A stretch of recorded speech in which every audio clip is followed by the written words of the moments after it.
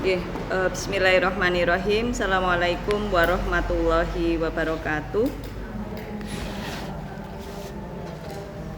Alhamdulillahirabbil alamin wa bihi nasta'in wa ala umrid dunya waddin wa sholatu wassalamu ala asrofil anbiya'i wal mursalin wa ala alihi wa sahbihi ajma'in. Rabbi shrah li sadri wa yassir li amri wahlul 'uqdatam min lisani yafqahu qawli, amma ba'du. Alhamdulillah ibu-ibu sekalian, puji syukur kehadirat Allah Subhanahu wa taala yang telah memberikan banyak sekali nikmat kepada kita, di mana nikmat Allah itu tidak pernah kita bisa menghitungnya. Ya, sekalipun kita berusaha keras untuk menghitung nikmat tersebut. Karena apa? Karena dalam salah satu ayatnya sendiri, dalam salah satu firman-Nya sendiri, Allah sendiri yang berkata, seandainya kita manusia ingin menghitung nikmat Allah, maka sungguh kita tidak akan pernah bisa menghitungnya. Maka kalau di dalam Quran surat Ar-Rahman diulang kalimat fabi ayyi alla irabbikum tukadiban sebanyak 31 kali. Kebanyakan apa kurang banyak? Ya, kurang banyak. Ya, kurang banyak karena terlalu banyak nikmat yang tidak bisa kita hitung. Monggo Bu, untuk menyempurnakan niat Ibu untuk thalabul ilmi pada kesempatan pagi hari ini, dan kita luruskan ya thalabul ilmi kita dalam rangka untuk mendapatkan ridho dari Allah, dan mudah-mudahan ilmu ini nanti bisa menjadikan inspirasi untuk taat, menjadi muslimah yang bertakwa, sehingga kita layak untuk mendapatkan syafaat Rasulullah di yaumil kiamat. Biridho ilahi ta'ala wali syafaati Rasulillahi al-Fatihah. A'udzubillahi minasyaitonirrajim. Bismillahirrahmanirrahim. Alhamdulillahirabbil alamin. Arrahmanirrahim. Maliki yaumiddin. Iyyaka na'budu wa iyyaka nasta'in. Ihdinas siratal mustaqim. Shiratal ladzina an'amta 'alaihim.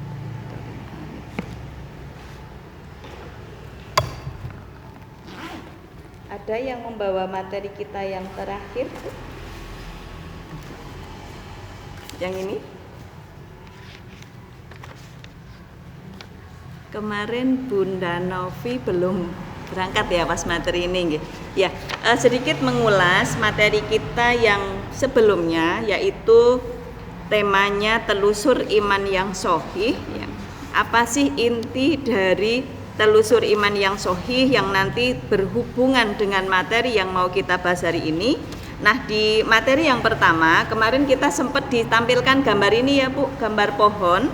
Nah, nanti Bunda Novi bisa melihat di halaman nomor 1, 2, 3, 4, di halaman 4 atau 5 dari materi hari ini itu juga ada gambar pohon. Nanti kita nyambungnya di situ. Ya, ada gambar pohon seperti ini, di mana yang kita bahas kemarin itu adalah hal yang ada di bawah, yaitu kita membahas terkait dengan akidah. Akidah itu secara mendasar berbicara tentang apa? Berbicara tentang bagaimana ya kita menyatakan diri menjawab 3 pertanyaan mendasar. Apakah kita bisa menjawab pertanyaan yang pertama, dari mana manusia berasal, dengan jawaban yang benar ataukah jawaban yang salah? Kemudian yang kedua, apakah kita bisa menjawab pertanyaan yang kedua? Ya, kemarin pertanyaannya adalah untuk apa kita hidup di dunia ini. Kemudian pertanyaan yang ketiga adalah akan kemana kita setelah mati. Maka salah satu saja dalam menjawab 3 pertanyaan mendasar tersebut, kita tentu akan salah dalam menjalani kehidupan. Dikarenakan apa? Dikarenakan 3 jawaban tersebut itu merupakan pangkal ya dari akidah seseorang. Ya, dan hari ini kita akan memasuki pembahasan seputar kepribadian, di mana kepribadian ini itu kita bahas sebagai buah dari akidah yang sahih, akidah yang benar. Di halaman pertama, ya Bu ya, di situ kita melihat ada gambar apa Bu di halaman pertama setelah judul?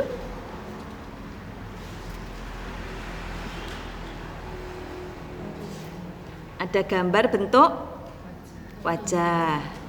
Ya, di situ fokus ke hidung. Dipercaya oleh sebagian orang nanti kalau hidungnya begini, orangnya kayak gini, betul? Kalau tangannya begini terus rapet, itu katanya pinter megang duit. Coba Bu Novi yang Itu ya, katanya kalau renggang kayak saya itu suka ngabisin duit, nggak bisa hemat gitu. Itu kan dipercaya oleh sebagian orang hari ini. Nanti kalau bibirnya begini, kayak gini nek duwe mantu kok nun sewu bibirnya seperti itu, suku wani kayak karo mertuane gitu ya. Itu kalau bibirnya begitu dia suka begini dan sebagainya. Ya, hal ini masih menjadi patokan sebagian orang di tengah kita untuk menilai kepribadian seseorang. Kemudian ada lagi di dunia modeling misalkan, di situ ada kelas-kelas kepribadian. Bagaimana mereka itu cara berjalan, bagaimana mereka cara makan, bagaimana cara mereka bergaul dan sebagainya diajarkan di kelas-kelas kepribadian. Nah, gambar yang ada di samping itu menunjukkan apa, Bu? Menunjukkan bahwa hari ini kita berada di tengah-tengah subhat konsep kepribadian modern, di mana ya akidah sekuler kapitalis ya. Apa itu sekuler kapitalis? Kemarin sudah kita bahas. Akidah sekuler kapitalis, paham sekulerisme dan kapitalisme mengatakan bahwa bisa jadi orang-orang itu ketika menjawab dari mana mereka berasal, mereka percaya kepada Sang Pencipta, tetapi ketika ditanya hidup untuk apa, mereka tidak ingin hidup diatur dengan aturan Tuhan mereka. Kemudian kalau ditanya mau kemana setelah mati, orang sekuler kapitalis yang punya paham sekulerisme dan kapitalisme, mereka akan mengatakan setelah mati ya kami akan kembali kepada akhirat. Maka orang-orang yang berakidah sekuler kapitalis, dia itu menjadikan kepribadian itu sekedar atribut fisik. Ya tadi dinilai dari penampilan secara fisiknya gitu ya. Kemudian tata krama superficial, bagaimana mereka menyekolahkan anaknya dalam kelas-kelas kepribadian, atau bahkan orang-orang sekuler kapitalis ini yang punya paham seperti itu memahami bahwa kepribadian itu ya identik dengan tren yang bisa diukur oleh standar-standar material dan pencitraan semata. Maka nanti ada cara jalan, Bu. Ya, cara jalan kalau menurut kelas-kelas kepribadian yang kayak gimana? Bu Nurbaiti, Pirsa, menurut orang-orang yang suka mengikuti kelas kepribadian kalau berjalan seperti apa? Cara jalannya? Terus gini-gini itu ya? Nah, Bunda Novi pasti pernah ikut. Iya gitu kan, jalan seperti itu. Kita kalau jalan kayak gitu nggak sih? Kayak apa orang kalau jalan seperti itu? Kayak kucing ya, keal gitu ya. Ya jadi Masya Allah itu ya. Jadi itulah orang-orang sekuler kapitalis memandang seseorang itu dari apa yang tampak di dalam fisik mereka. Nanti kalau ada orang jalannya begini, wah itu pasti orangnya seperti ini.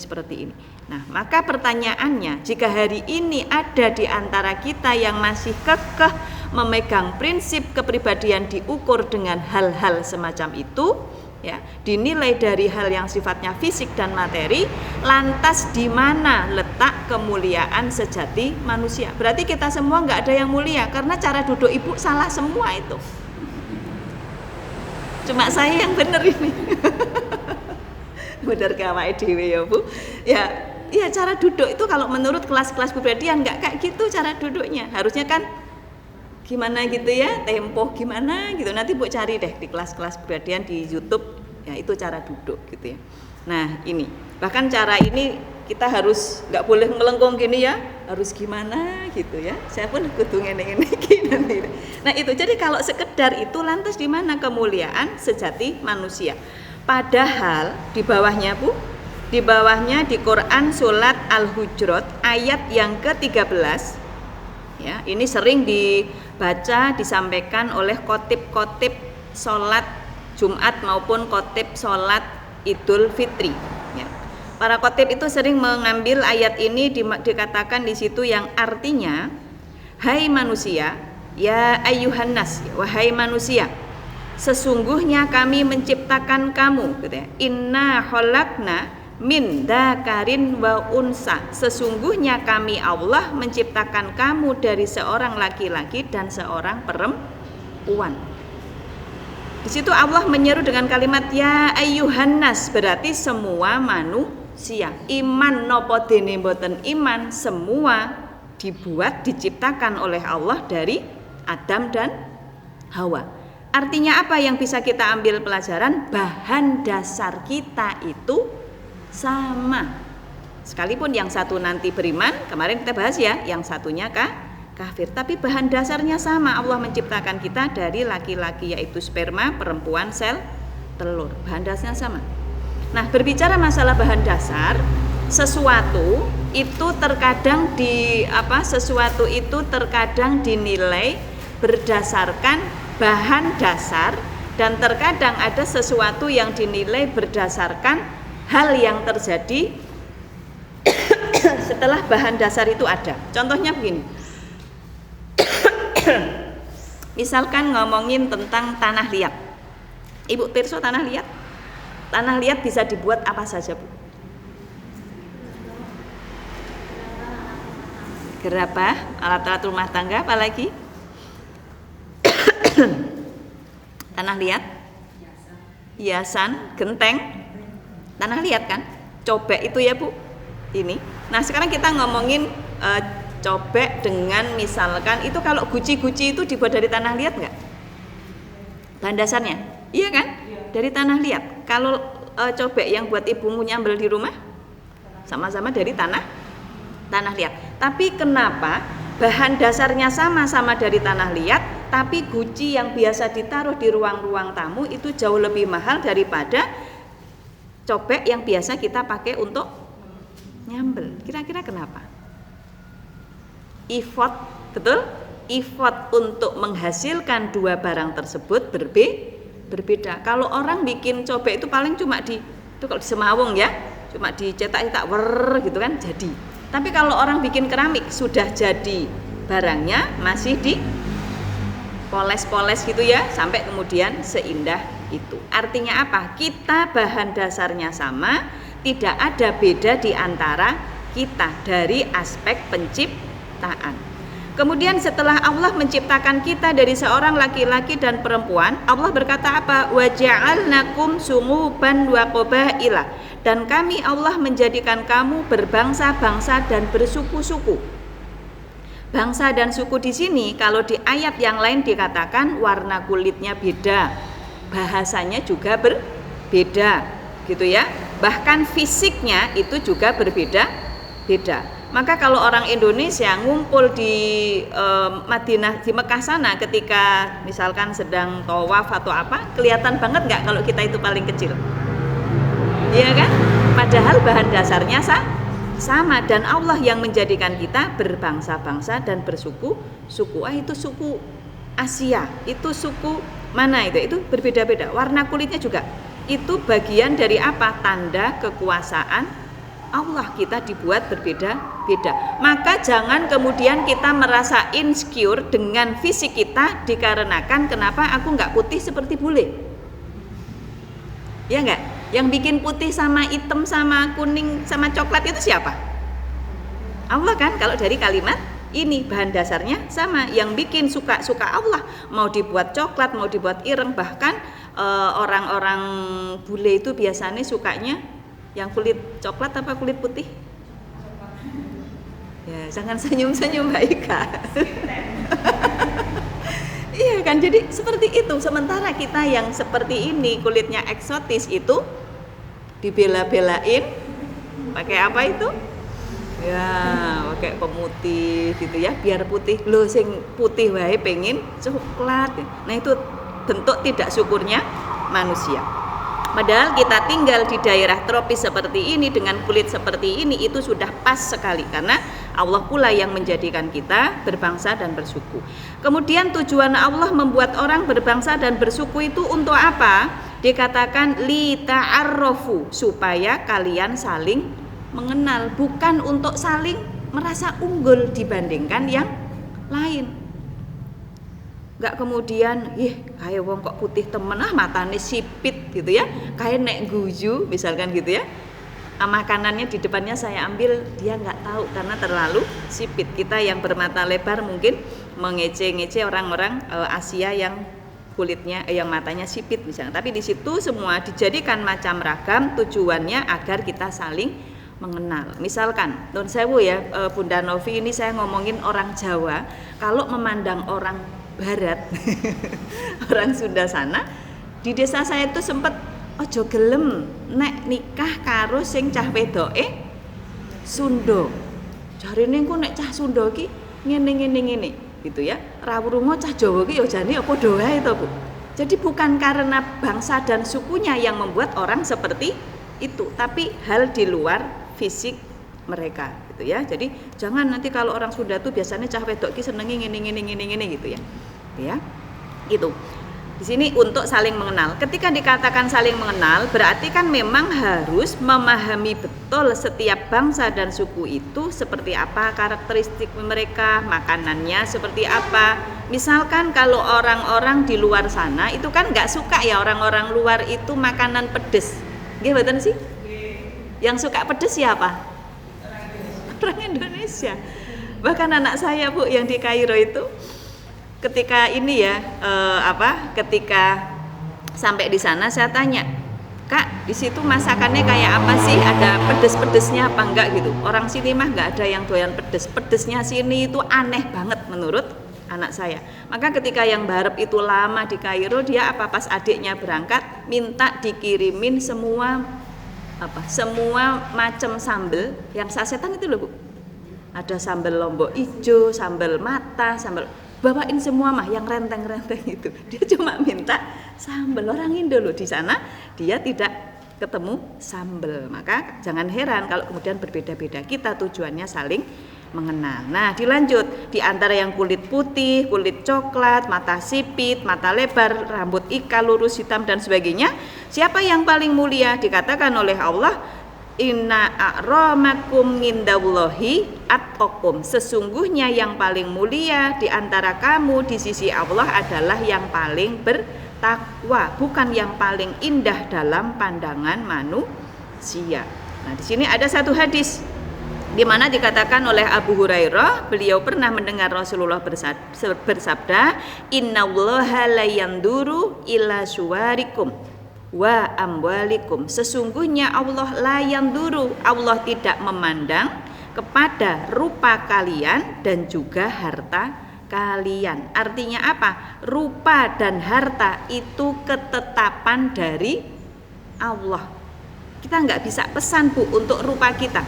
Nanti kalau Ibu lanjut terus kajiannya ya, nanti akan kita bahas betapa kita pesen jenis rambut kita ikel atau lurus seperti iklan sunshine gitu ya, atau rambut kita agak pirang atau coklat atau hitam atau apa, itu kita pun tidak bisa pesan karena rupa itu semua kehendak dari Allah itu tadi. Kalau dihubungkan dengan berbangsa dan bersuku tadi.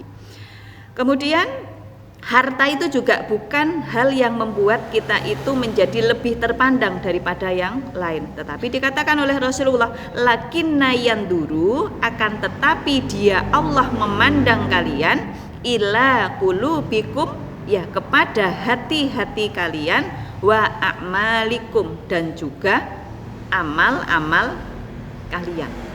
Maka yang terakhir di sini, kesimpulan dari dua dalil di sini, Al-Hujurat sama hadis riwayat Muslim, dua hal yang namanya qalbu dan amal ya. Kemudian yang di hadis, yang di ayat berbicara tentang takwa itu adalah wilayah ikhtiar manusia. Adapun berupa rizki, berupa wajah itu bagian dari qada Allah. Kita tidak bisa memesan di situ. Maka Allah tidak akan melihat kodok berupa rupa ataupun harta, tapi Allah hanya akan melihat hati dan amal kita. Sampai di sini ada yang mau ditanyakan? Saya terlalu cepat nggak, Bu?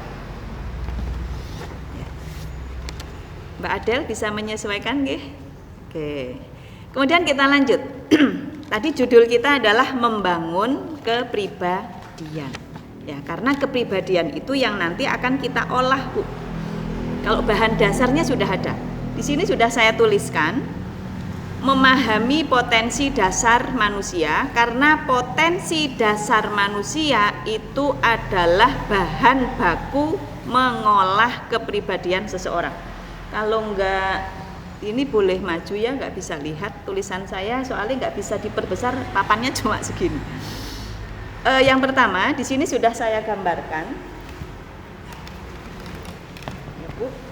kepribadian itu memiliki dua komponen. Komponen pertama pola pikir, komponen kedua adalah pola sikap. Ya. Pola sikap itu muncul dari mana? Yang namanya pola sikap itu muncul dari sini, Bu. Manusia itu punya yang namanya potensi. Potensi itu karakteristik atau kekuatan atau apa ya namanya ya, yang itu bisa digunakan manusia untuk beramal. Berupa apa potensi manusia? Potensi manusia itu ada naluri, ya. Kemudian ada kebutuhan jasmani.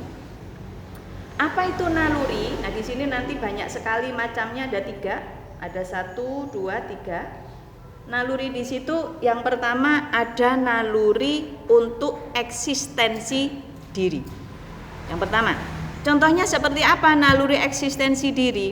Bu Deni kalau misalkan dibully marah enggak? Dituduh marah enggak? Yang itu tidak sesuai dengan yang ada pada ibu. Marah kan? Kalau Bu Nina marah. Manusiawi, Bu. Kenapa? Karena kita punya naluri eksistensi diri. Sekarang saya tanya Bu Novi. Bu Novi dalam merayu para pembeli biar pembeli itu terpencot dengan gordennya, itu gimana caranya?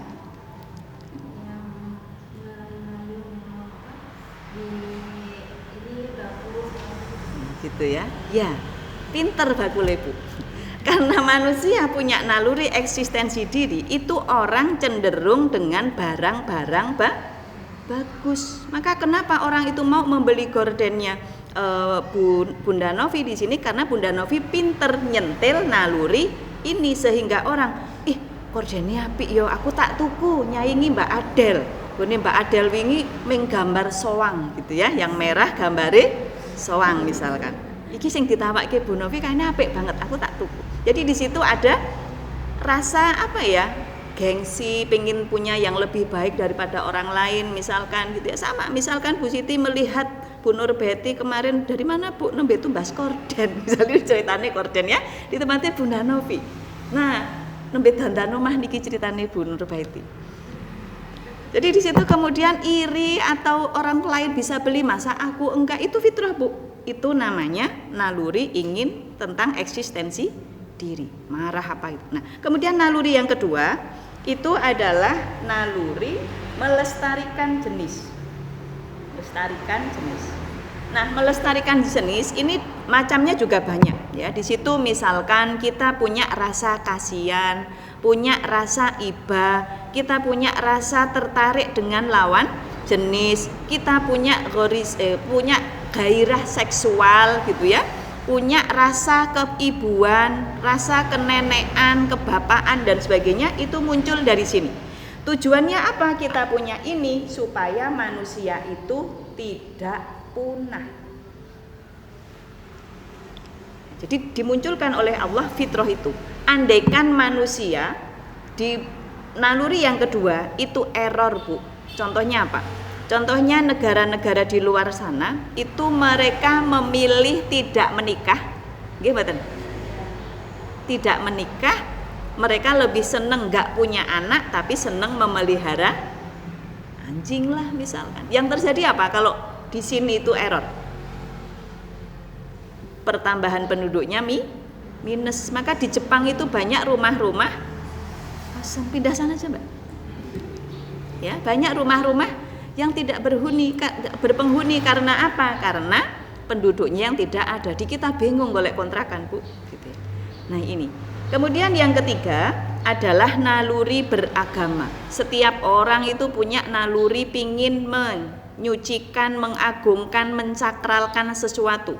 Nah di sini nanti Misalkan ada orang pingin menyembah batu, ada orang pingin sholat, ada orang pingin berdoa. Ketika dia itu merasa resah, dia istighfar. Ketika dia galau, dia berdoa dan sebagainya. Itu adalah naluri yang ketiga. Sementara kalau kebutuhan jasmani apa? Kebutuhan jasmani adalah kebutuhan dari metabolisme tubuh itu sendiri. Contohnya, ketika kita itu tubuh butuh istirahat, Allah kasih alarm apa ke kita, Bu? Ada rasa kantuk. Ketika tubuh kita butuh air, Allah kasih alarm apa? Rasa haus. Ketika kemudian tubuh kita itu membutuhkan, ini adalah zat yang harus dibuang, ada rasa mules, pingin buang angin, pingin buang air kecil atau pingin buang air besar. Itulah kenapa hukumnya makruh kalau kita menahan buang hajat, karena sama saja kita menahan sampah yang ada di dalam diri kita. Makanya kalau sholat gitu ya, mau kentut ya udah kentut aja, nanti sholat lagi gitu. Karena kalau ditahan justru kita menahan gas yang itu sudah dialarmkan harus keluar gitu. Makanya salah satu keringanan bagi seorang laki-laki ketika dia sakit diare itu boleh tidak sholat Jumat, Bu. Bayangkan nek gak sholat Jumat dia berada di barisan tengah, iya gitu ya. Itu ada keringanan di situ bagi seorang laki kalau punya pas sakit diare misalkan. Itu ada fikihnya, Bu. Jadi boleh untuk tidak sholat karena nanti akan mengganggu konsentrasi yang lain, dia nanti melebu metu barisan, itu bahaya. Ini ya.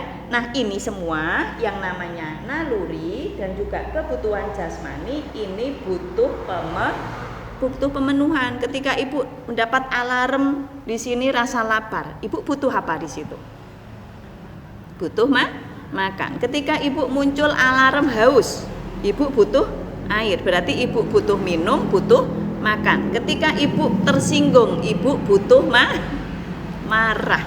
Ketika ibu misalkan kasihan melihat seseorang, ibu butuh aktivitas untuk melampiaskan rasa sayang, rasa kasihan ibu. Nah, ini namanya butuh pemenuhan. Maka muncul dorongan, terdorong untuk makan, karena tersinggung terdorong untuk marah, karena kasihan terdorong untuk menolong, karena tertarik dengan lawan jenis terdoronglah untuk menikahi, melamar dan sebagainya gitu ya. Ini memunculkan banyak sekali dorongan. Sampai sini bisa dipahami? Terdorong. Tadi misalkan melihat temannya beli baju baru, melihat tetangganya beli kulkas baru, terdorong kita untuk ikut beli. Itu dari sini. Nah, itu disebut dengan potensi manusia. Maka selama dia masih menjadi manusia, itu tetap ada. Nggak bisa nggak ada. Karena dia masih manusia. Maka di sini ya, itu akan sama dengan binatang kalau kita tidak melibatkan proses berpikir. Misalkan nun sewu, kita punya naluri pingin melestarikan jenis, salah satunya adalah gairah seksual.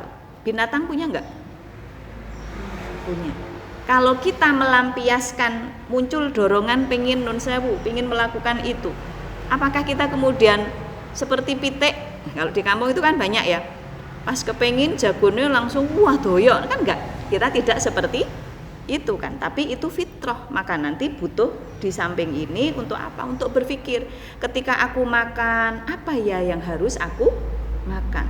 Gak ono panganan, wetenge wis kadung ngelih banget, iki arep masak apa arep tuku, itu kan pilihan-pilihan kita karena kita berpikir. Maka di sini dorongan ya, yang seperti ini Bu, yang kayak gini, ini secara manusia dan hewan itu tidak ada bedanya. Kucing butuh makan?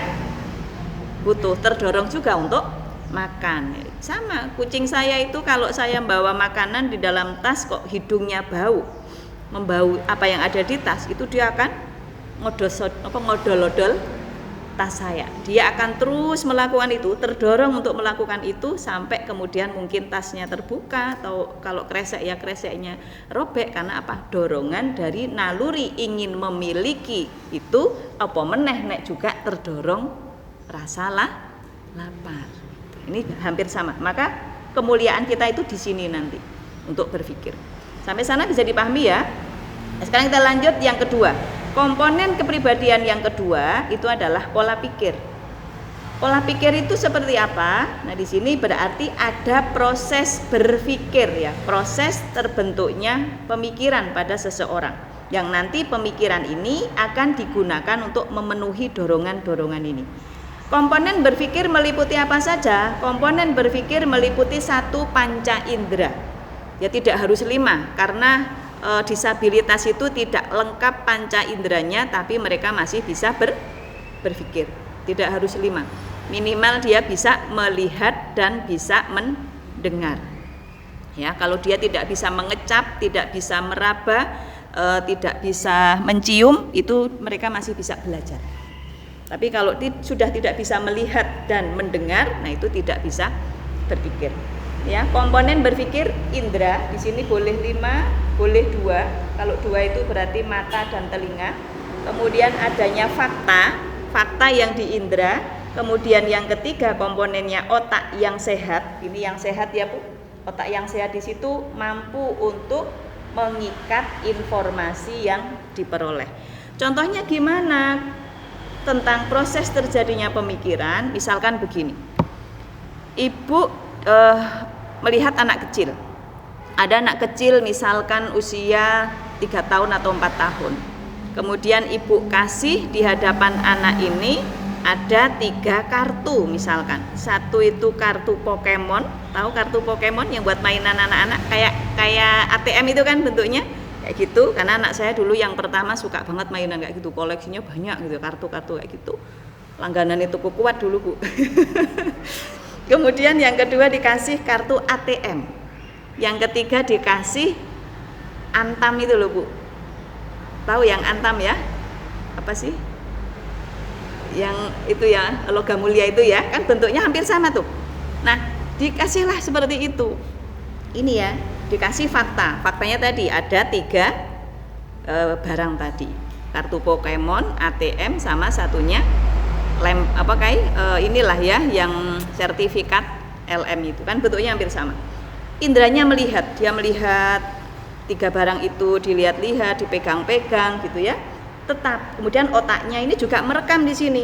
Ini kok warnanya kuning, ATM-nya warnanya ini, tapi dia belum tahu itu apa Bu, karena belum ada informasi. Dia tahu nggak mana yang paling berharga di antara 3 barang ini sehingga dia terdorong untuk membuang yang lain, mengambil yang lain.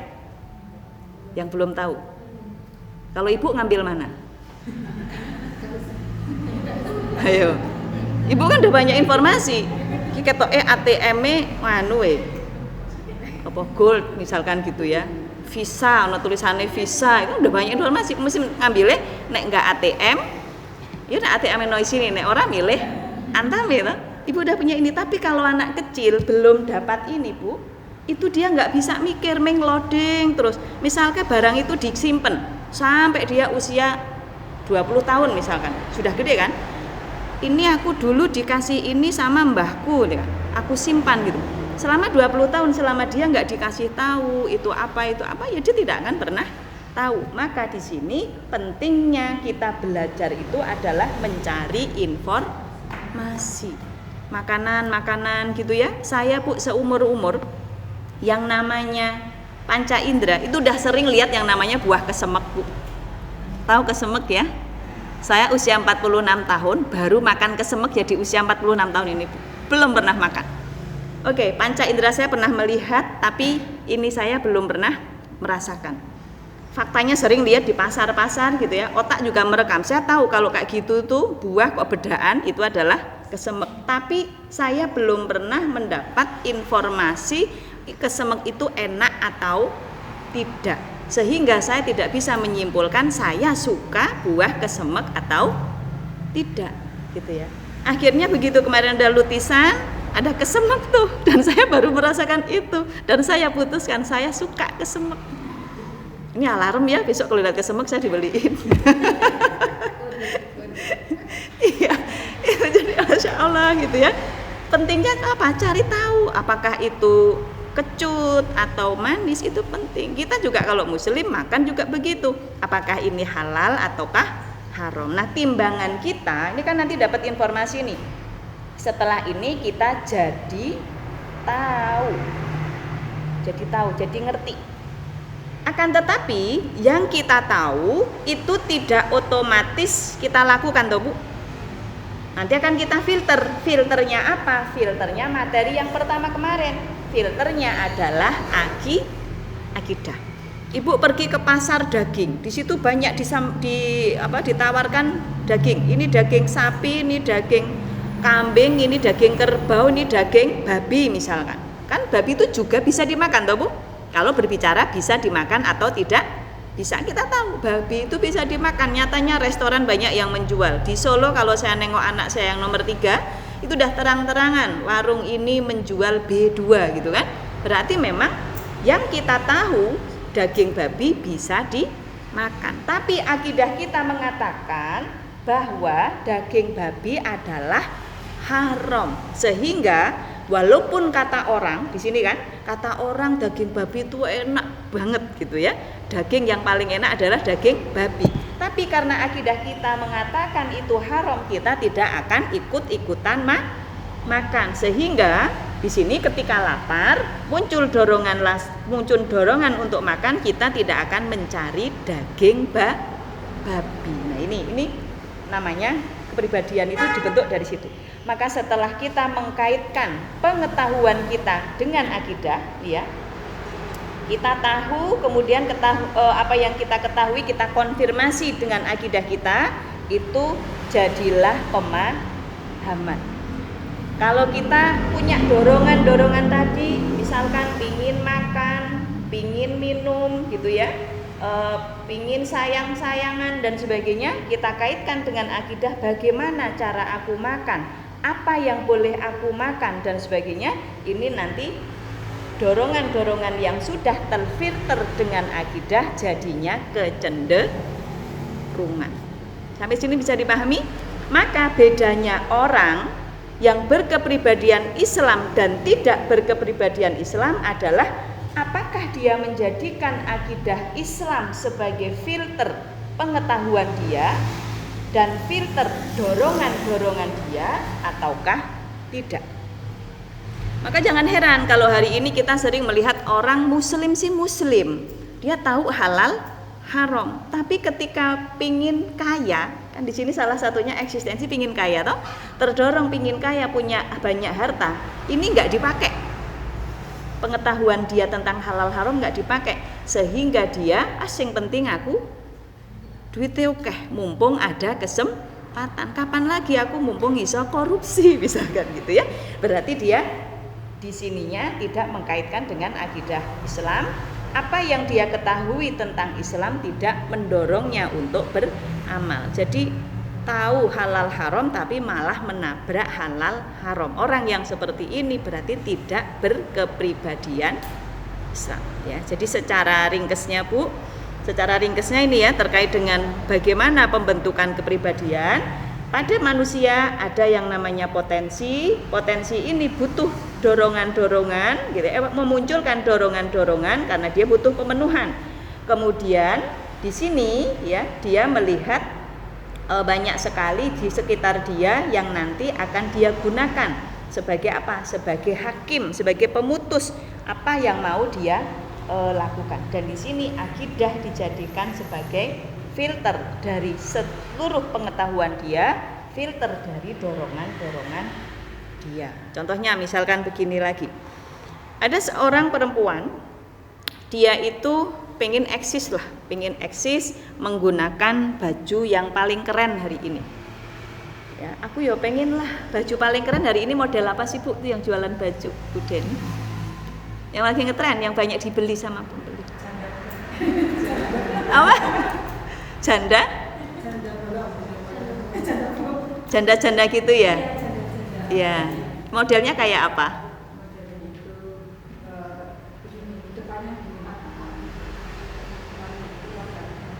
Oh, ada listnya. Itu lagi laris ya? Oke. Eksistensi seorang perempuan diuji dengan baju janda-janda itu tadi. Apa sih janda polo kan kembang Mbak, janda polo. Itulah ya Pak Men itu. Nah, kemudian ketika dia terdorong pingin ikutan tren ketika itu, dia akan menimbang akidahnya. Apakah baju itu diperbolehkan dalam syariat? Maka kalau kemudian dia menimbang di sini, berpikir sebelum mencari baju itu, mengenakan baju itu, maka pada saat itu dia sudah berkepribadian Islam, karena dia menimbang, ini ada seperti ini, gitu ya. Kalau dia kemudian terdorong untuk meninggalkan karena tidak sesuai dengan syariah Islam, maka dia dikatakan orang yang berkepribadian Islam. Nah ini yang di bawah itu pohon kepribadian ya Bu, yaitu hanya untuk menggambarkan betapa pentingnya akidah seseorang yang ada di bawah itu. Akidah Islamiyah yang saya gambar di tengah ini ya, itu digunakan untuk apa? Untuk mengikat amal dan dijadikan sebagai sumber ya. Sumber untuk apa? Sumber untuk mengatur, boleh dicatat di situ, sumber untuk mengatur perilaku kita. Jadi perilaku kita yang di sini, yang menggebu-gebu di sini, itu diaturnya di sini oleh akidah. Boleh nggak sih aku kalau marah begini sama Bu Deni?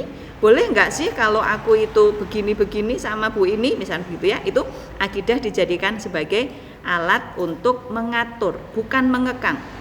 Kita boleh kok Bu, dalam Islam itu sugih sak sugih itu boleh. Cuman nanti ditata di situ apa saja yang boleh dimiliki, dan ketika harta kita udah banyak kita harus zakat dan sebagainya itu ya. Kemudian yang kedua, akidah itu gunanya untuk apa? Untuk menata agar harmonis. Ya, agar harmonis. Di situ nanti bagaimana yang kaya disuruh bersedekah kepada yang miskin. Orang kalau hartanya sudah mencapai nisab dan sudah haul, dia harus mengeluarkan zakat. Zakat nanti dia tentukan bagi siapa-siapa itu ya. Kemudian akidah ini yang nantinya akan mengantarkan kepada ketentraman hidup manusia, karena dia tidak mengumbar hawa nafsu. Itu akidah. Nah, kalau nafsiyah apa? Nafsiyah Islamiyah di sini, ini yang sebelah sini. Ya, ini gambar yang sebelah sini, yaitu berbicara tentang kecenderungan jiwa.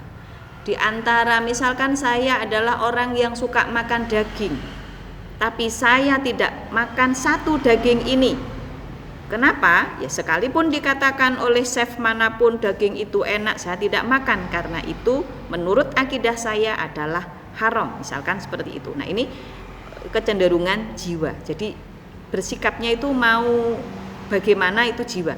Kemudian kalau akliyah itu berbentuk pembentuk pemahaman gitu ya, berbentuk tentang pemahaman. Pemahaman di situ ya nanti harus mencari tahu informasi. Monggo sampai di sini ada yang mau ditanyakan? Ya. Nah, ini yang bawah, halaman selanjutnya Bu, di sini kesimpulan adanya akliyah Islamiyah. Jadi kalau di sini ya, di sini tadi akidahnya Islam, ini yang dijadikan filter Islam, maka disinilah terbentuk pola pikir Islam. Kalau bahasa Arabnya akliyah Islamiyah.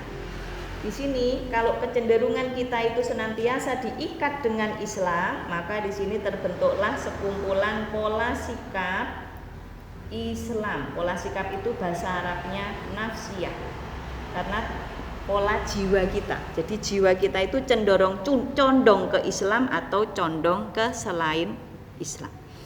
Ya, di sini kalau secara definisi kayak gini Bu, menjadikan Islam sebagai satu-satunya sudut pandang untuk menganalisa, merumuskan solusi atas segala permasalahan hidup. Jadi akliyah itu seperti hakim memutuskan ini boleh atau tidak, ini halal atau haram. Kemudian kalau nafsiyah Islamiyah, dia seperti mesin pendorong, ya, seperti mesin pendorong. Setelah tahu ini halal, ini haram, mana yang harus ditinggalkan, mana yang harus dilakukan, maka jiwanya itu akan terdorong untuk melakukan yang benar. Itu namanya pola sikap atau nafsiyah Islamiyah. Maka, ya, kembali ke tadi, ke hadis yang dikatakan oleh siapa tadi Ibu di depan? Oleh Abu Hurairah, bahwa Allah tidak memandang rupa kalian ya, Salah satunya adalah kita tidak bisa menilai seseorang hanya dari tampilan fisiknya saja. Karena fisik bisa jadi sama, tapi motivasi yang mendorong jiwa dia melakukan itu bisa jadi berbeda. Contohnya gimana? Contohnya di sini, Bu. Tindakan sama, motivasi berbeda. Contohnya, yang pertama, ada seorang perempuan berjilbab. Wah, dia menutup auratnya itu dengan benar. Kita tidak bisa kemudian menyimpulkan, oh orang ini berarti berkepribadian Islam. Tidak, Bu.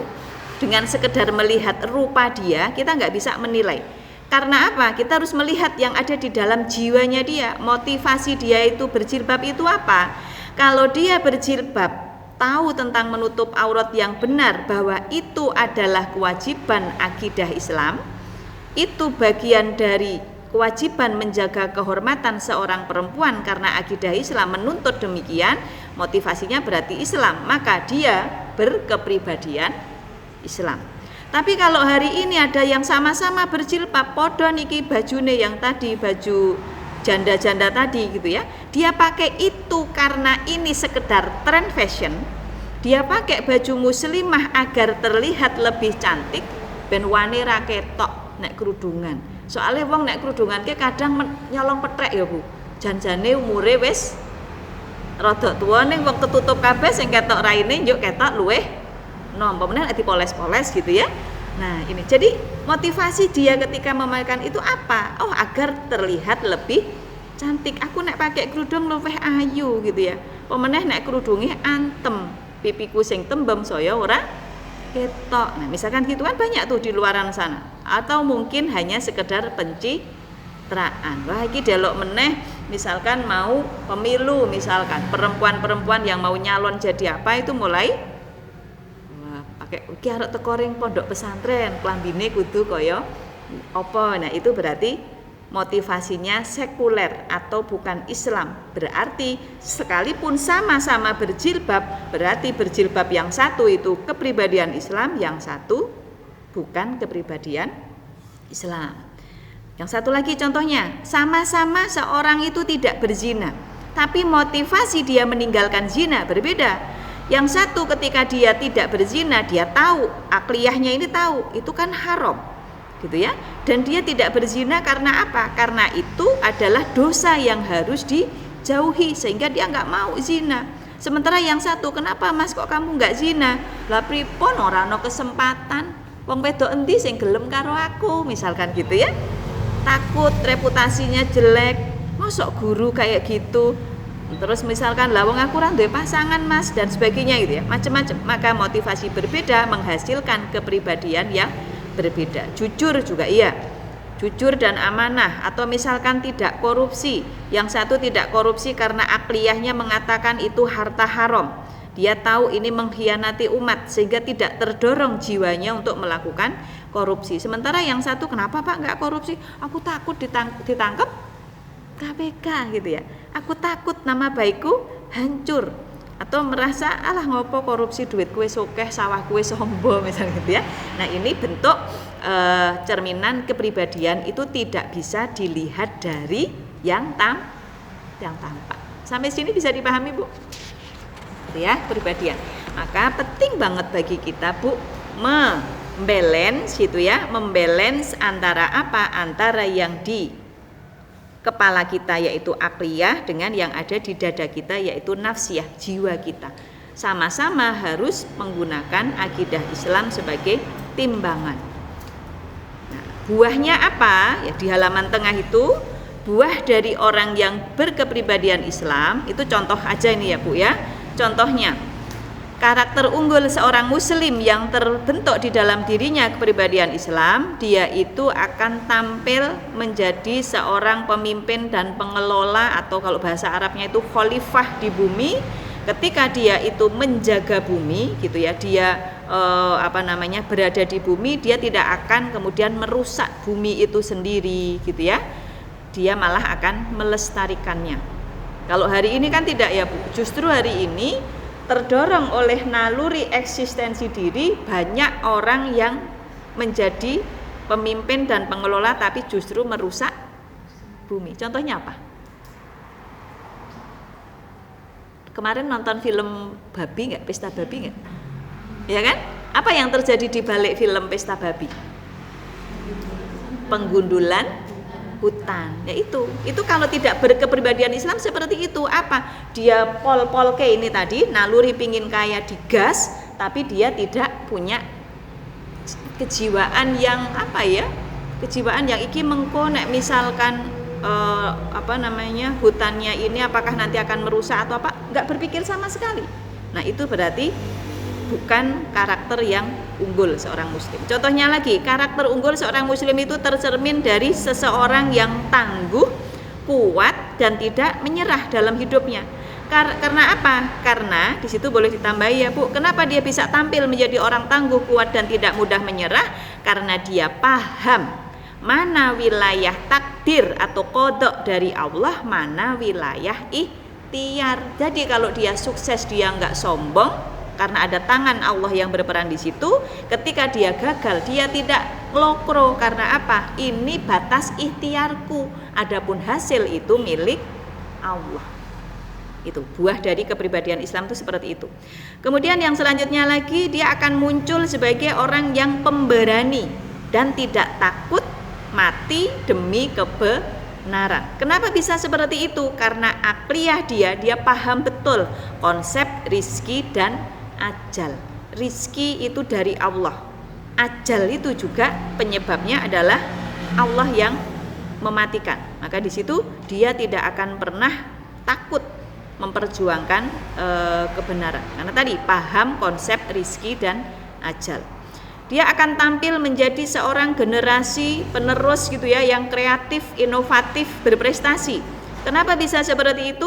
Karena dia tahu batasan kreativitas. Jadi kalau di dalam Islam, kalau ibu seorang desainer misalkan, itu ibu bebas untuk mendesain baju selama akidah Islam masih memperbolehkan. Bukan baju yang cuma selembar long lembar ya. Jadi di situ kreatif, inovatif dan berprestasi selama itu masih diperbolehkan oleh syariat. Jadi bukan seorang muslim sing ngelokro kemudian terbelakang gitu ya, kolot, itu bukan. Kemudian lagi akan muncul orang yang berkepribadian Islam itu dia tidak mudah percaya oleh narasi merusak. Tidak gampang ketika dibisiki hati-hati berteman dengan Bunda Nina gitu ya, karena orangnya itu begini-begini, urung konfirmasi itu benar atau tidak, berarti kan akliyahnya belum bekerja kan Bu? Belum bekerja, faktanya iya atau tidak, langsung termakan di sini. Nah maka di situ tidak mencerminkan pribadi unggul. Kalau pribadi unggul itu gitu, tidak mudah percaya oleh narasi merusak. Dia akan mengkonfirmasi, menimbang segala sesuatu, apakah ini sesuai dengan fakta atau tidak. Dia cinta ilmu ya, dan juga pemahaman, karena dia tahu menuntut ilmu adalah kewajiban seorang muslim dan muslimat. Dia penegak amar ma'ruf nahi mungkar. Betapa amar ma'ruf nahi mungkar itu dibutuhkan oleh setiap orang. Saya pernah tanya di sini apa di mana ya yang kasus di Pati itu? Sini enggak? Yang di Pati itu yang Pak Yai yang kemudian pondoknya dihancurin massa itu kan bunyainya kan sering melihat toh memergoki suaminya sedang berduaan di kamar bersama santri, karena menganggap ini sudah yai besar, karomahnya katanya gitu ya, istrinya berani negor nggak? Kalau ibu dapati kayak gitu langsung apa? Naik pitam gitu ya. Tapi Bu ini enggak. Ini tenang aja Bu di sini pola jiwanya, gitu ya. Karena dia tidak berpikir pentingnya amar ma'ruf nahi mungkar. Diendel kemawon walaupun yang kene janjane mungkin loro banget gitu ya. Tapi yo dhek mungkin le mikir, tapi kan suamiku begini-begini. Dinengke wae mboten dinasihati. Akhirnya apa? Berjatuhan korban sampai sebanyak itu. Akibat apa? Seseorang tidak diberikan sehat. Nah ini ya Bu, itu buah dari sebuah kepribadian Islam memunculkan karakter unggul pada seorang muslim. Maka yang selanjutnya ya, kita kira-kira perlu nggak Bu mengupgrade kepribadian kita? Perlu ya. Nah caranya itu di bawah. Cara mengupgrade kepribadian Islam itu ya dengan cara 3 segitiga ini. Nah ini yang diupgrade. Nah, 3 ini perlu di-upgrade bareng-bareng. Di sini di-upgrade yang bawah, ya. Ini kalau di situ gambarnya piramida. Yang bawah misalkan, kenapa yang paling bawah itu akidah? Karena ibarat pohon, akidah itu adalah akarnya, maka cara mengupgrade kepribadian Islam kita pertama kali tentu mengokohkan akidah. Karena tadi pentingnya akidah itu untuk memfilter, untuk menjadi penimbang, untuk tolak ukur dan sebagainya. Pastikan iman dibangun dari jalan yang sahih. Ya kemarin ya seperti materi kita yang pertama kemarin. Kemudian menjaga ya akidah kita dari pemahaman yang sesat. Jadi yang paling bawah itu harus betul-betul kuat dulu. Karena kalau yang bawah itu belum kuat, nanti dia akan oleng ketika harus menjadikannya sebagai filter. Kemudian yang kedua, di situ kalau mau mengupgrade kepribadian Islam kita, berarti kita harus melengkapi pengetahuan kita yang ada di sini dengan apa? Melengkapinya dengan saqofah Islam. Saqofah Islam itu artinya apa? Ilmu-ilmu keislaman. Misalkan pingin meningkatkan kemampuan belajar membaca Al-Quran, ya belajar tahsin, tajwid gitu ya. Jadi di situ di-upgrade. Biasakan berpikir tentang apa saja yang menjadikan syariat kafah sebagai sudut pandang analisa dan satu-satunya sumber solusi mengkaji Islam secara rutin. Jadi karena di sini berkaitan dengan pola pikir yang harus kita nutrisi itu adalah yang ada di sini. Nah ini tadi ya, ini berarti harus kita nutrisi di sini. Panca indera gitu ya, sering kita gunakan. Kalau ngaji ya kupingnya untuk mendengar, kalau membaca matanya untuk membaca dan sebagainya. Fakta, jadi kalau ada apa-apa itu harus based on kenyataan. Kalau belum nyata ya di sini dicari tahu faktanya. Kemudian otak yang sehat. Nah, otak yang sehat di sini ya otak yang kita miliki itu Bu. Di sini dijaga kewarasannya. Ya, mungkin sehat-sehat aja tapi sering nggak waras ya Bu. Apa kalau otak nggak waras itu? Raiso mikir kelalenan gitu-gitu ya, itu sering dilatih. Ini otak yang sehat. Maka kalau ibu inget nggak, ini ya tahu ya bahwa Adi Hidayat itu ketika beliau menyampaikan dalil atau ini beliau selalu bilang gimana? Ini ada di juz sekian, di surat ini, halaman ini, di sini, gitu kan? Itu ibu bisa melakukan itu loh, Bu. Jangan, aduh ya pinter banget, ibu juga pinter. Asal melatih yang ini. Apa yang beliau gunakan untuk bisa seperti itu coba? Melatih panca inderanya untuk menghafal. Jadi matanya itu beliau gunakan untuk niteni betul. Seperti ibu niteni wajah teman-teman ibu itu loh. Tapi yang beliau titeni itu halaman demi halaman. Makanya ketika ketemu Bu ini gitu ya, wajah yang seperti ini matanya kan menghafal. Cemantel tengotak kan? Ini adalah Kunina, ini adalah Bu Budi, kayak gitu. Nah ini faktanya juga harus sering di indra. Adi Hidayat ketika belajar seperti itu kan nggak sekali dua kali toh Bu, tapi banyak kali lah kita belajar sekali, semudeng, percaya diri gitu ya Bu, semudeng tapi ternyata besok lali. Pemenang ki ngajine dina Selasa, minggu ngarepe mungkin kita nggak Selasa lagi ya, misalnya gitu, lali gitu.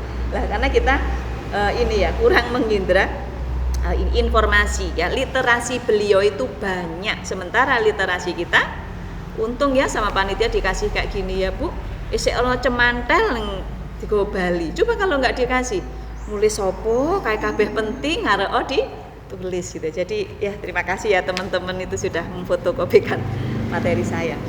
Terus yang ketiga adalah nafsiyah ya. Nafsiyah itu dengan cara apa? Ini ada istilah baru Bu, hadirkan idrok silah bilah.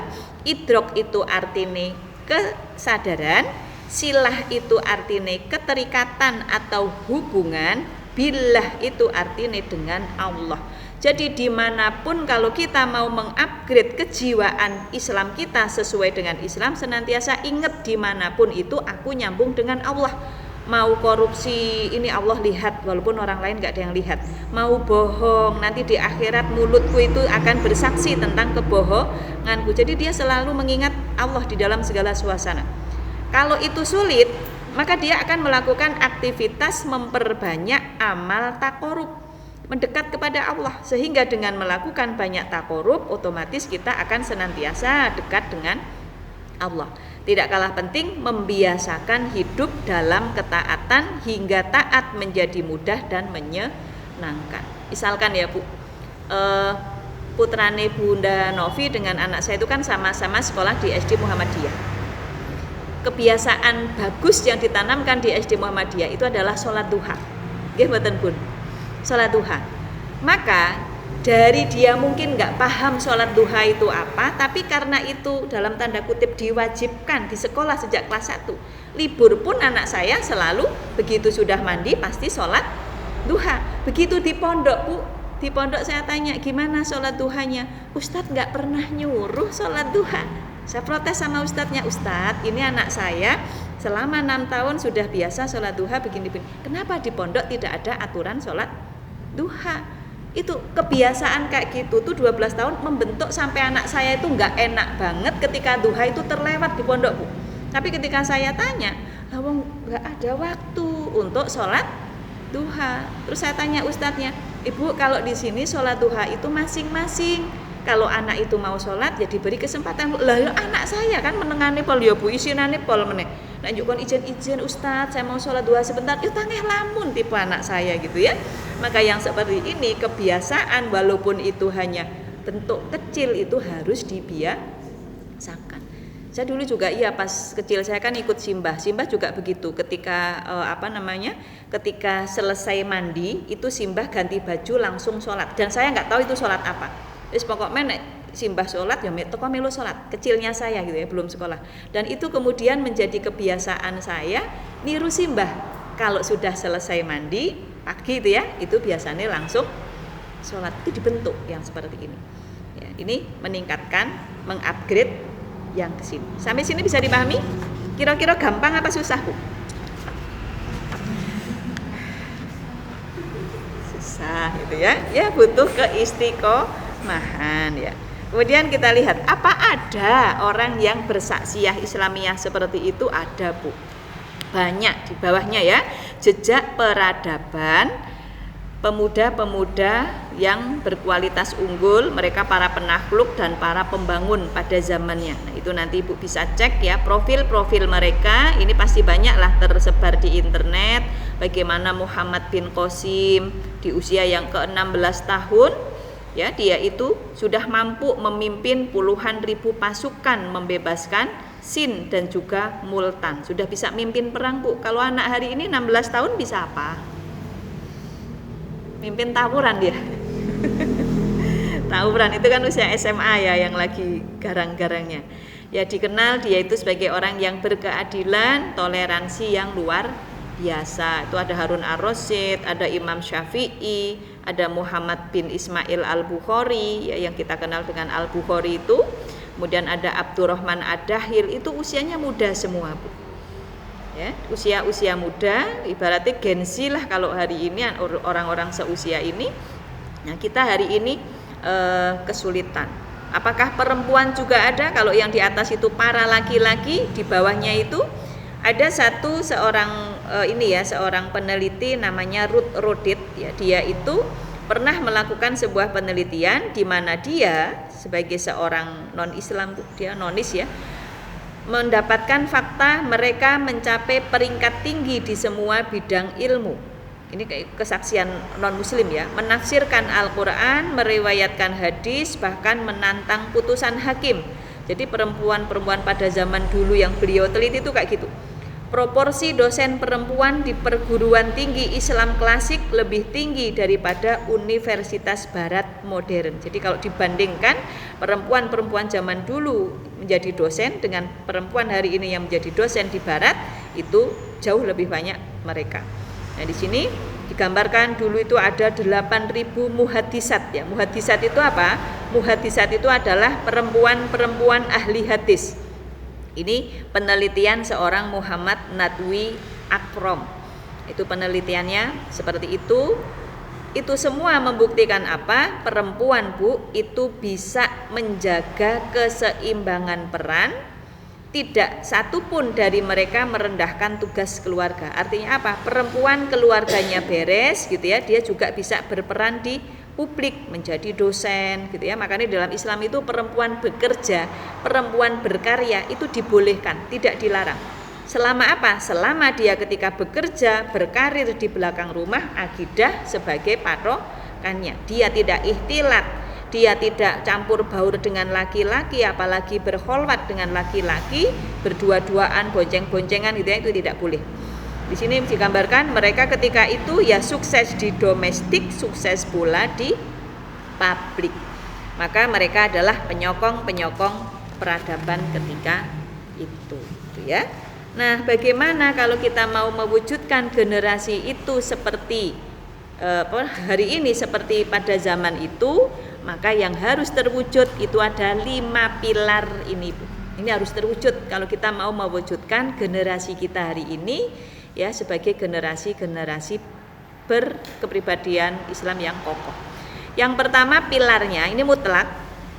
5 pilar ini, yang pertama penting itu adalah akidahnya kuat terlebih dahulu. Setelah akidahnya kuat, dia harus senantiasa mengingat Allah, kan ada idrok silah bilah. Dia senantiasa menjaga kesadaran penuh terhubung dengan Allah, mau bermaksiat, istighfar, ingat Allah, sehingga dia akan menjadikan syariah sebagai tuntunan absolut. Dimanapun dia berada ingat Allah, dia tahu perintah yang mana, larangan yang mana, sehingga jiwanya dia itu selalu terhubung dengan Islam.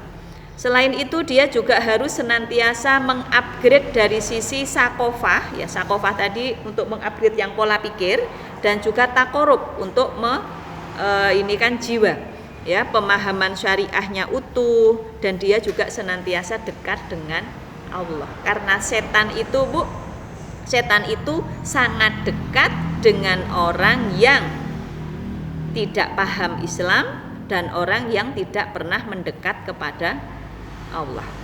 Nah, idroksilabilah itu tadi ya, kesadaran itu penting banget. Kemudian yang keempat, pilar yang tidak kalah penting hari ini, kita tidak bisa mendidik anak di rumah bagus, di pondok bagus, tapi ketika dikembalikan ke masyarakat kan anak kita kan tidak selalu di rumah, tidak selalu di sekolah tuh, Bu. Banyak di mana? Nantinya. Banyak di masyarakat. Hidup dia itu paling lama itu di masyarakat. Maka masyarakat itu juga harus kondusif. Jangan kemudian biyen kayane SD ini apik yo, nang pondok yo apik, tapi begitu menjadi anggota masyarakat semua itu hilang dikarenakan apa? Masyarakatnya yang tidak kondusif. Lingkungannya gitu ya itu tidak terjaga misalnya itu ya, maka lingkungan itu harus terjaga dari kerusakan. Dia juga harus aktif dalam amar ma'ruf nahi mungkar. Kalau dia nggak aktif ya maka masyarakat rusak, dia juga akan ikut rusak, anaknya juga akan ikut rusak. Yang tidak kalah penting itu adalah negara. Kenapa negara? Karena negaralah dia yang punya wewenang untuk ngurusi rakyat. Dia harus amanah, dia harus menerapkan Islam secara kafah sebagai apa? Sebagai junah. Junah itu bahasa Arab artinya perisai.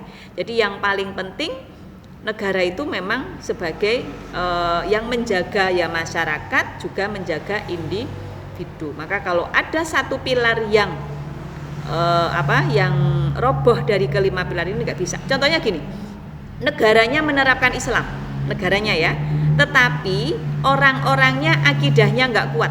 Dia mau nggak diatur dengan Islam? Nggak mau, gitu ya. Atau misalkan akidahnya kuat, tapi negara mengaturnya tidak dengan aturan Islam. Berat nggak dia menjalani kehidupan? Berat. Aku mau nutup aurat, tapi pemerintah melarang. Kan berat banget. Maka 5 hal ini mutlak harus senantiasa ada kalau kita mau menjaga fitrah generasi agar senantiasa berkepribadian Islam. Sulit atau berat, Bu? 5 pilar itu, mewujudkan 5 pilar. Sulit. Karena apa? Karena banyak sekali ya tantangan yang kita hadapi hari ini. Tantangan akidah apa? Tantangan akidah yang kuat di situ. Hari ini banyak upaya-upaya melemahkan akidah dengan apa? Dengan adanya sinkritisme. Pirsa sinkritisme? Mencampurkan antara iman dan kekufuran. Misalnya niki Muharram. Nah, ini kan satu suro ya, Bu. Satu suro. Satu Muharram itu adalah tanggal tahun barunya orang musyrik. Masyarakat di sebagian desa itu ketika malam satu suro itu melakukan tirakatan yang itu berupa kesyirikan. Berarti itu sinkritisme, sing ngelarung sesaji lah, apalah gitu-gitu. Momen yang mengkompromikan antara ini itu sinkritisme. Kemudian narasi, semua agama sama. Padahal kita udah sepakat hanya inna dina ngindallahi Islam. Ada sekularisme. Sekularisme itu nggak usah nek ngopo-ngopo iki nggowo-nggowo agama misalnya itu. Kemudian keyakinan akan kebenaran mutlak Islam dicap intoleran. Kalau kita mau benar malah dicap, ih itu Bu Nina sekarang sok suci banget deh. Ih Bu Nina kayak gitu aja nggak mau. Misalkan ada orang Natalan kemudian kita nggak mau ngucapin, nanti dianggapnya kita tidak toleran. Nah ini tantangan kita hari ini. Kemudian yang idroksilabilah, pilar kedua, apakah ada tantangannya? Iya. Nah itu Bu, di bawah tulisan idroksilabilah yang bawah itu salah ya Bu. Karena ini dikopi dari yang atas, ya. Jadi tantangan idroksilabilah itu apa? Itu kan tulisannya kesadaran penuh menjadikan syariah sebagai tuntutan absolut. Itu kan yang ideal toh, yang di atas. Nah ini salah. Yang benar apa? Tantangan idroksilah bilah. Jadi kalau hari ini kita akan senantiasa mengingat Allah, itu sulit Bu tantangannya. Tantangannya apa? Tantangannya yang pertama, pengarusan sekulerisme. Jadi hari ini misalkan Ibu tahu riba itu haram, kemudian kita tidak mau beraktivitas ribawi. Nanti ada orang yang mengatakan, halah nek masalah utang piutang ki mbok rasah nggowo-nggowo agama. Sing penting kan kamu dapat untung dari simpan pinjam itu misalkan. Berarti di situ kita mengingat Allah tapi digempur dengan arus di tengah-tengah yang serba sekuler. Kemudian tantangan idroksilabilah selanjutnya apa? Hari ini keterkaitan iman dan amal itu terputus gitu ya. Jadi kalau kita mau beramal nggak usah bawa-bawa agama gitu ya. Kemudian di situ kita hari ini juga digempur dengan glorifikasi kebebasan atas nama hak asasi manusia. My body, my awak-awakku dewe sak karepku misalnya. Itu kan menggempur hari ini. Kemudian takorub kepada Allah, tantangannya apa? Nah ini tulisannya rimpit-rimpit ya Bu. Tantangan sakofah dan takorub hari ini ya, generasi yang taat. Jadi kalau ada Bu generasi yang taat itu dicap ya sebagai radikal atau ekstrim atau distigmasi negatif. Contohnya Bu, teman saya itu kan anaknya keterima kuliah di Universitas Negeri di Surabaya, namanya Unair, Airlangga ya, Unair. Nah ngambilnya psikologi. Kemudian dia itu cerita sama ibunya, dia memfollow seorang aktivis psikologi gitulah, dan ternyata yang di follow itu seorang hoti.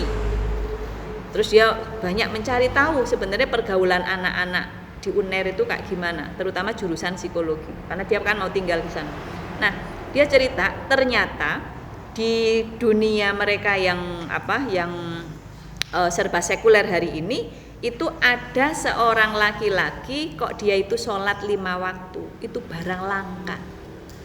Dianggapnya seperti itu.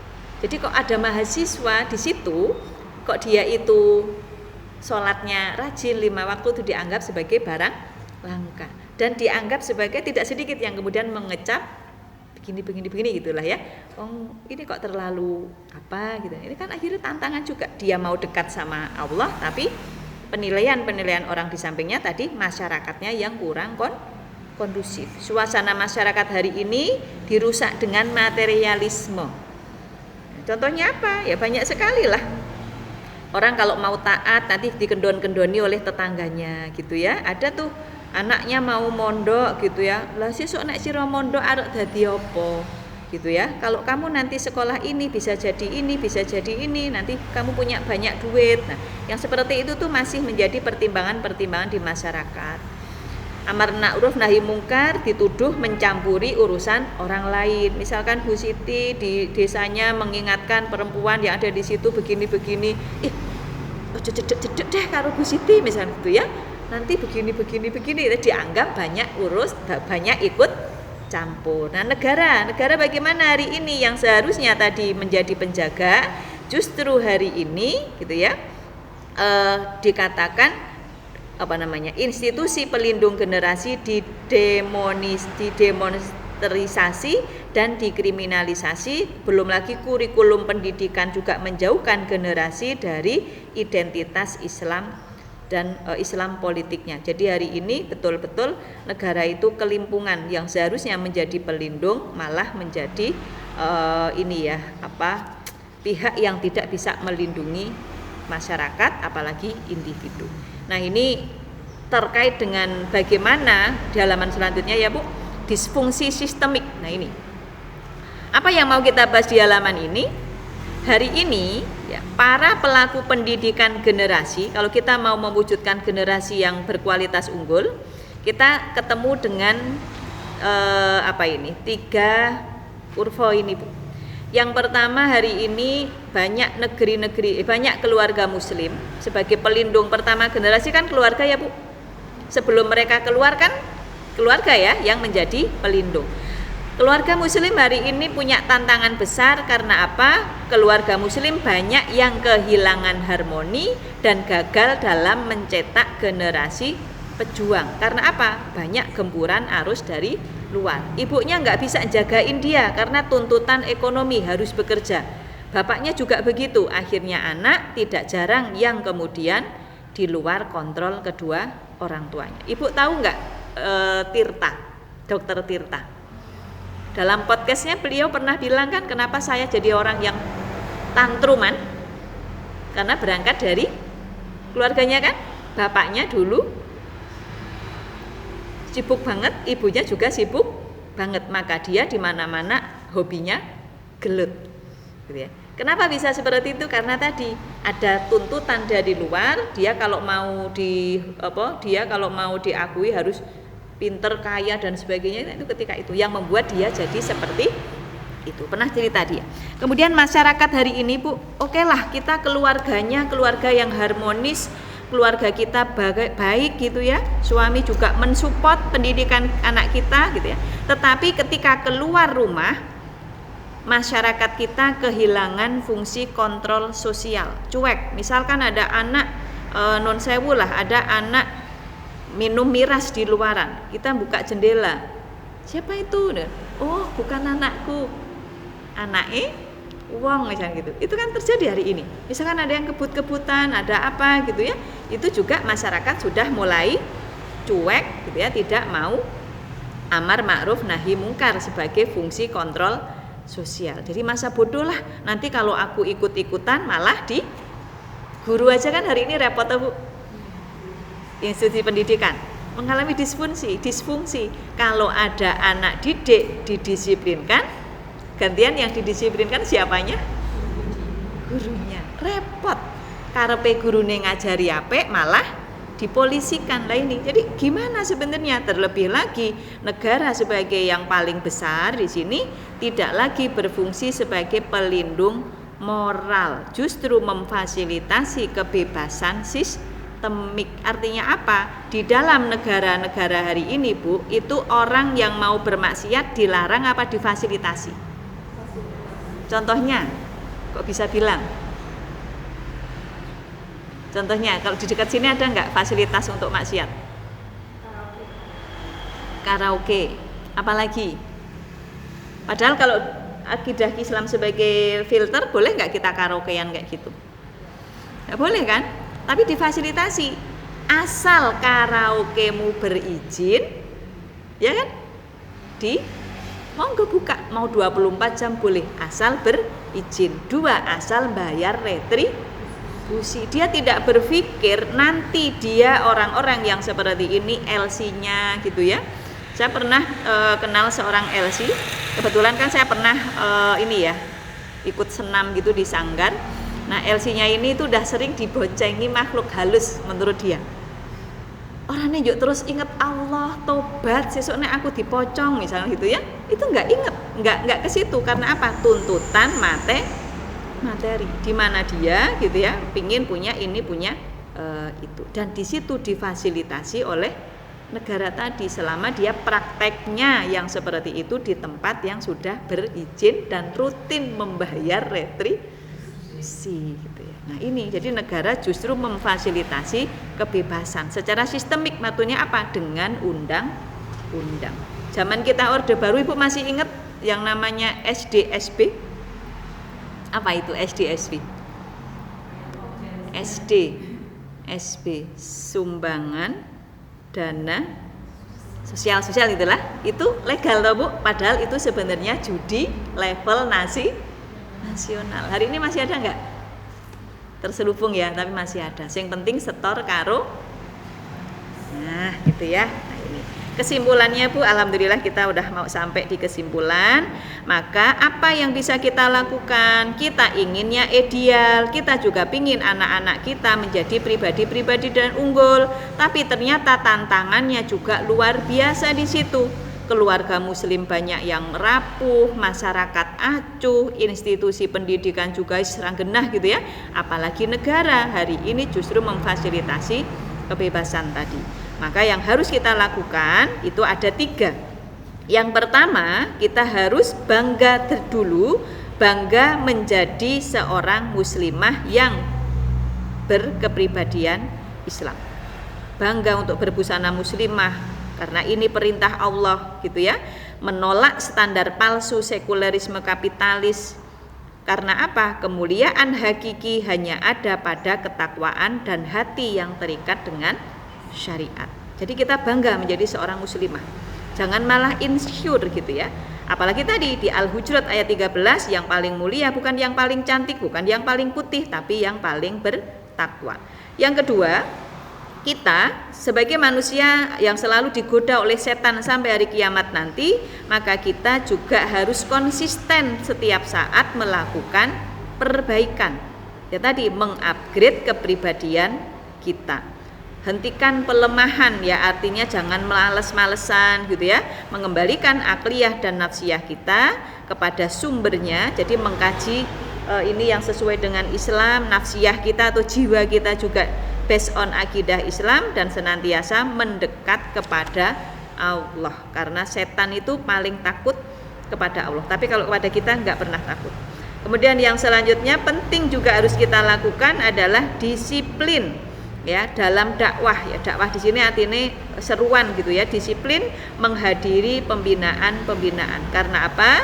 Ya karena ya dalam pembinaan atau dalam kajian, pembinaan itu kayak anak bermasalah ya dibina gitu. Maksudnya di situ kita harus mengembalikan peradaban Islam yang kondusif, tidak bisa dilakukan sendirian. Kita harus tahu ini tidak bisa dilakukan sendirian. Dandani keluarga muslim nggak bisa sendiri, dandani masyarakat nggak bisa sendiri, dandani institusi pendidikan nggak bisa sendiri, apalagi negara semakin kita nggak bisa. Maka dibutuhkan di sini mengembalikan peran-peran tadi, dibutuhkan semangat, disiplin dan sinergi dalam apa? Dalam pembinaan rutin ya. Pembinaan rutin di sini membina diri kita secara rutin. Ini dalam bentuk HU ya. HU ini kayak gini Bu. Halakoh itu artinya melingkar, umum itu umum. Jadi kita melingkar membahas kajian-kajian yang sifatnya masih umum. Demi apa? Demi kelak kita mencetak generasi khairu ummah. Khairu ummah artinya apa? Khairu ummah artinya adalah umat terbaik gitu ya. Ibu siap untuk melakukan itu semua?